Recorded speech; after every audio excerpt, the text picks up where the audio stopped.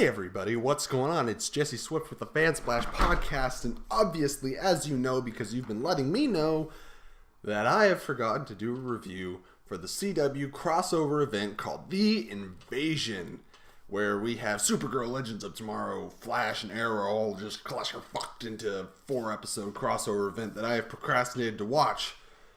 But I shall do that for no longer. So let's get started. I'm properly prepared. 1 for Arrow, 2 for Supergirl, and 3 for Legends of Tomorrow. Cheers, everybody. It's time to hate myself. It's been an honor to know all of you, to fight alongside of you. Now it's up to you to keep our home safe.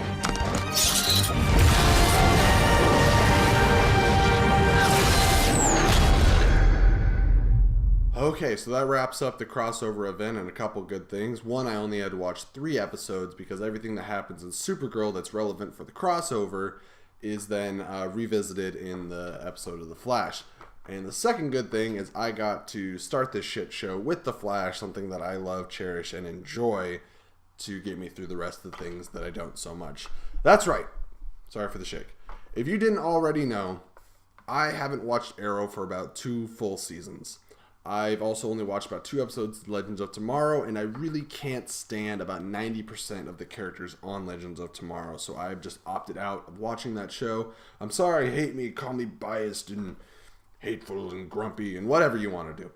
And then Arrow, I like some of the characters at first, but they introduced all kinds of characters that I don't care for, and then they just started going down this path of plot that I can't get in line with. I don't like. I really missed what was happening in the first 2 seasons. So it's unfortunate that they've really lost their element there. Supergirl, I gave it 2 or 3 episodes. I can't really remember. And it's not terrible, but even for somebody that likes The Flash, it's a little too campy, cheesy for me. And I can't really get into it. That being said, just so I'm not completely lost watching the Flash episode, I decided to watch, these other episodes to get through it. So, to review the crossover, I want to review each episode separately. So, let's start out with the Flash episode. Being that this is the show I followed the most, there's obviously more that I like in this episode than the following episodes. One is, I'm glad that Cisco is still pissed off at Barry, because it's not a little thing. A lot of times in these shows that have, the 22 episodes or whatever, they do like to get the things kind of quick as far as story goes. And sometimes they drag things out. But this is one thing I'm glad that they were dragging out a little bit. It's like, dude, you're responsible for my brother's death. Like, indirectly, but you are responsible for my brother's death. And that's not something I can just, you can forgive somebody after like an episode or 2. It's lingering, and it's good. It adds some reality to the show and the characters and depth. So I've appreciated seeing that. Unfortunately, because Cisco is like the levity and the lightheartedness of the show, I think one of the hearts and moral centers, it sucks seeing him so down and out and depressed. So by the time that we got here, and it had already been a few episodes, I'm ready for them to come together and get past this. I want them to be buddies again. This Harrison Wells or HR didn't get a whole lot of screen time in this crossover, but what I did see, I love his character. I thought after a couple episodes they'd get rid of him and bring back the other Harrison Wells, but I'm glad that they didn't. I'm proud of them for sticking to their decision to use this Harrison and not just make a gimmick out of it. I really like what he adds. And Tom Cavanaugh, can we talk about Tom Cavanaugh for a second? The wide array of characters that he's played, but also playing the same character at the same time, is really impressive. It's cool, and he's probably one of my favorite actors on the whole show. So keep doing what you're doing, Tom. I appreciate you. There is lots of movie references in both the crossover and just Flash as a whole that people might not catch all the time, but I love hearing that, I think Cisco or somebody else was asking, what do the aliens look like? And Barry said, well, they could give Ridley Scott nightmares, and Ridley Scott directed the movie Aliens. I thought that was clever. There was a Princess Bride reference later. I just love all these things. Being a movie buff and a movie fan, I love when they drop all these little Easter eggs and things like that you got to keep an eye out for. Also, there is a Superman-related one, but I will try to remember to get to that a little bit later. So it's good that there has been lasting ramifications for Flashpoint, like Cisco being upset with Barry, the whole Killer Frost story arc that we're getting now. However, I am over the let's team up and everybody hate Barry. Like, everybody's pissed off at Barry for some reason or another, and let's get past that. I'm done with it. I like the optimism and the fun and the hope that comes out of this episode. And they're not so much getting dark as they're just getting like, ooh, everyone's got to be in a mood. And let's get through it.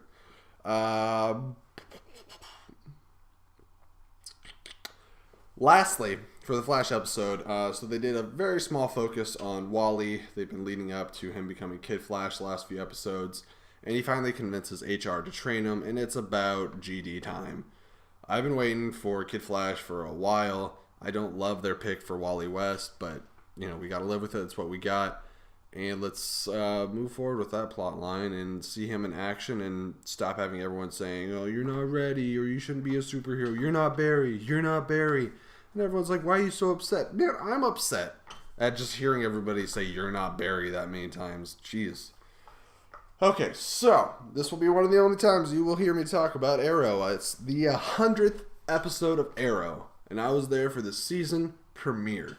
Unfortunately, I'm not there anymore with the show. I met Stephen Amell in person, dressed myself up in Arrow garb, and went full out in Emerald City Comic Con a couple years ago. I used to be the biggest Arrow fan, so there was a lot of things I appreciated that they did in this episode. So I really want to talk about it. Again, wearing Stephen Amell's Fuck Cancer shirt. He does some form of this like every year. Get a shirt. Support the cause. Good stuff, good message. Okay, moving forward. I saw what they were going for in this episode, and there's been a lot of hype around this episode. You're going to see some returning characters and stuff, and we didn't know exactly how they were going to do that in the midst of doing an invasion crossover, but it makes sense. They found a story device or plot device to utilize in order to bring about all these past characters that are either dead or gone away or things like that. And I feel like there's other people that they could have brought into the episode that also would have had impact or they should have seen more of. I don't think they met anywhere near the full potential they could have done with this episode. Maybe could have brought more viewers on. It was a little shallow to me. But there were a few, admittingly, heartfelt moments that gave me some goosebumps, being a fan of the first couple seasons. I am reminded of all the things I don't like about this show, unfortunately, and the things that keep me away from it. Like, I keep wanting to give it a chance, and I watch the trailers and some of the footage and stuff. I'm like, is there a good spot for me to hop back in? No, that still looks bad. I don't like that. I don't agree with that. Let me not be so vague. Let me get into... One thing is how they completely butchered Deathstroke after season 2, and they ruined his character, and they just kind of like had him pop in for a throwaway episode that was a complete waste. So much so that Manal Bennett, I hope I'm pronouncing that right, that plays Slade Wilson, said, you know, I'm out. I'm done with the show. I don't want to do this anymore. So when they bring in this episode, spoiler alert, they bring back Deathstroke, no voice, just grunts and a guy in a suit, because guess what, they couldn't get Manal Bennett back, so they just had a stunt double in there being Deathstroke, and I think that's really unfortunate that you've botched a character so badly that they don't even want to be part of your show. The fight choreography, I keep hearing from multiple sources that the fight choreography is getting better and it is improving. I might have to go back and watch parts of the first season or something, but I think they used to be better. Some of these actors clearly aren't trained in the martial arts or really with stunts of any kind. That's how it appears, at least. And there's just an absurd amount of grunts, and it doesn't look good to me. I've heard a lot of people say that it's getting better, it looks good. It doesn't look good to me. That's my opinion. And I'm not just trying to pour on the haterade. So if you disagree with me, just let me know in the comments down below. Be like, hey, Jesse, I disagree with you. I think it looks great. I love the show. It's better than Game of Thrones. And I'll be like, you know, everyone has their own opinion. It's fine. But you're wrong. But it's okay. So moving on past that, I liked seeing Laurel. No, shocker, right? Of all the things he likes seeing Laurel. I did like seeing Laurel. However, it was really depressing because, again, I'm reminded of how the writers and the showrunners completely bastardized the character that I was looking forward to seeing hit their full potential. Black Canary is one of the greatest female characters in comics, and I wanted to see it so bad. They started setting it up with Easter eggs and various little things in the first season, and then after they introduced Sarah to try to do a red herring, everything that followed after Sarah showed up and Laurel just not being capable of really doing anything impressive, it ruined the character. And everyone's like, well, Sarah was Black Canary. Sarah's not Black Canary. She's still not Black Canary, because Black Canary is not an assassin for the League of Shadows or League of Assassins, whatever they call it on the show. So there's that. Wish they could have done more with Laurel before killing her, because clearly they're like, we don't know what to do with this character. Everyone hates her now. Let's just kill her, because that's the solution for everything, right? Thea's mannerisms. Man, I have not missed Thea Willa Holland at all. There was a point where I thought she was getting a little bit better around the time of finding out that she was Malcolm's daughter and she decided to start training and things like that. But once she took on the mantle of Speedy and she's like, I'm a badass now, and she's just still a little teenage brat to me, and I haven't missed her. So sorry to say that. I did get a little teary-eyed towards the end of the Arrow episode when he was coming out of his alien coma, and he looked back and saw the manifestations of all the various loved ones that he's cared for in previous seasons. His mom, his dad, Tommy. Damn it, I miss Tommy Merlin. If you could bring back Tommy Merlin, maybe. No guarantees, but maybe I would watch the show again. I know they brought him back for some flashbacks, but bring him back to life. Get a Lazarus pit and bring him back to life. Do you guys want Tommy back? I love Tommy. Tommy was the best part of season 1, and I thought they were getting really close to doing a great arc with the character, and dead. Alright. There was a moment, now I'm not sure if this was in the Arrow episode, but I think it was in the Arrow episode. It was either Arrow or Legends. Diggle gets really pissed off at Barry, another person pissed off at Barry, because Diggle had a daughter. And when Barry changed the timeline, now Diggle has a son. And he's like, oh, you stole a daughter from me. And in my head, I'm like, hey, Barry, you gave him a son, though. Like, easy comeback. Like, they just set it up for an easy comeback. And then twice later, Diggle talks to Barry. And he goes, yeah, well, you gave me a son. There were so many opportunities for them to just fix that right there. And they missed the boat on that. Like, I don't know how many writers they have, but I'm really surprised some of the connections they don't make, and they don't put things together. But that is it for Arrow episode 100. Holy cow. That's a lot of TV. So now let's go to Legends of Tomorrow, which wraps up the whole crossover event. I was introduced to Citizen Steel because I haven't watched any of Legends of Tomorrow, especially this season. I like the actor. I don't think his power set's all that impressive. He's basically a knockoff Colossus, and his costume kind of sucks. But the actor himself is very charismatic and endearing, and I would like to see more of him. Unfortunately, he's surrounded by a cast that I would not like to see more of. So, unless he shows up in Flash again, I probably won't see him for a while. Vixen is a character that I thought would be cool to bring to live action and onto the TV show they had on CWC, an animated show. And I like the effect of where it shows like whatever animal or creature that she's drawing power from shows up.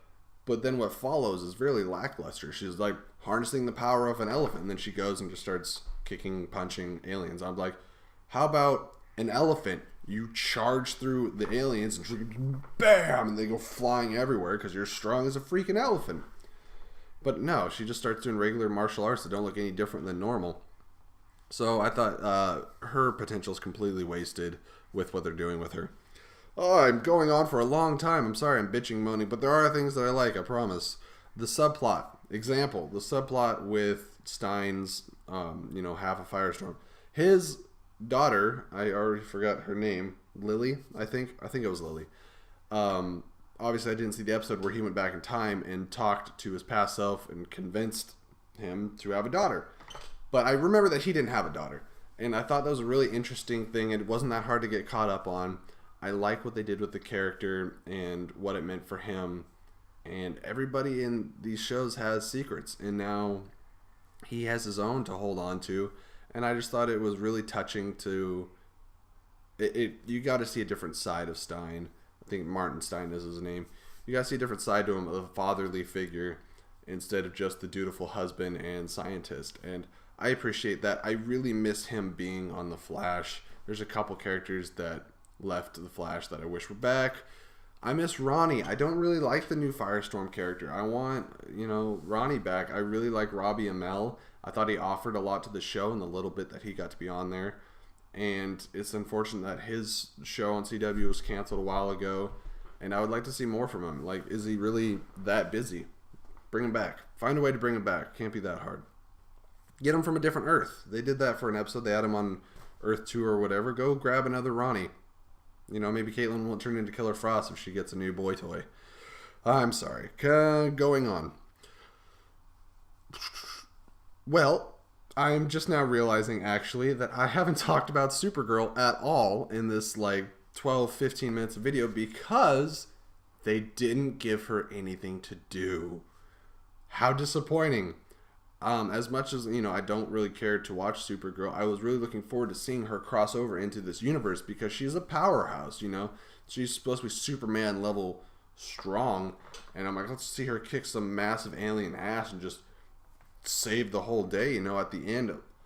And they dicked her. They found a plot device to keep her out of most of the crossover. And then when she did come in, she really didn't do much. She shot a couple really not so scary looking heat vision blasts and was off. There wasn't much to it. So not a whole lot to talk about with her. And I was really hoping by the end of this that I would want to pick up all these shows that I'm not watching. I would want to watch Supergirl, Legend of Tomorrow, and Arrow. But that's not the case. I don't want to watch any of these any more than I did before I watched the crossover. So this might be a little controversial, but as we know, Sarah Lance's character has become or been shown to be either a lesbian or a bisexual character. That's fine. That's totally fine. My issue is with how they transitioned into it. They made her seem one way, and then it's almost seemed for attention or shock value, they went another route with it. And there was 3 times off memory that they forced a joke about her being a lesbian to draw attention to it and be like, "Hey, look at me. I'm into girls," and it just seems so unnatural and forced writing. And I feel like there is a right and wrong way to how you write in that kind of relationship, whether it's straight, homosexual, or whatever. You don't draw so much attention to it to where it's nothing but the butt of a joke. And I think that hopefully there are some viewers that would agree with me on that she deserves, or that way of life deserves, more respect than what they're giving it. It's not a joke. It's not just something lighthearted that you constantly throw away whenever you need a moment of levity. Anyway, so I'm going to stop bitching about that. I didn't realize I had so many notes on the Legend of Tomorrow episode, so I'm going to try to run through these a little bit. I like Heatwave a lot more than I did when he was on Flash. I miss Captain Cold, however, as cheesy as he is. I was sad to hear that they killed him off. Basically, all in all, the Invasion crossover was a decent crossover, but I will be happy to return to the world I know and love, which is The Flash. With episode 9, I will be doing a review tomorrow because I am running short on time today. But I want to know, what did all of you think of the crossover? Did you like it? Are you looking forward to next year's crossover? What characters do you want to see more of? What characters do you want to see less of? Out of all these shows, what's your favorite? Are you like me? Do you like The Flash? Are you more of an Arrow junkie? I'm curious to know all your reasons why. If you want to get into a debate, let's get into a debate. Let's get into a friendly debate and talk about it. Certainly, I respect your opinions, even if they differ from me. Sorry if I seem biased and one-sided. Just let you know what I thought of the episodes. So as always, leave your comments down below. Make sure to give our channel a like and subscribe, and follow us on all the various social medias: Instagram, Facebook, Twitter, not Snapchat, but all those different things. We got it coming right at you.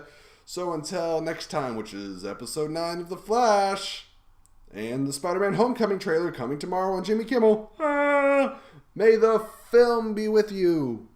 Always. Hey everybody, thanks for watching. Hope you enjoyed it and keep an eye and an ear out for exciting new content. Be sure to follow us on all the social media sites. Twitter is @TheFansplash. YouTube, just search Fansplash. We've got an open Facebook network, Fansplash Network. Instagram is fan_splash_podcast.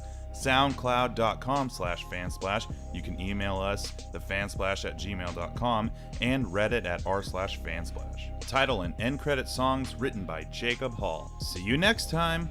May the film be with you. Always.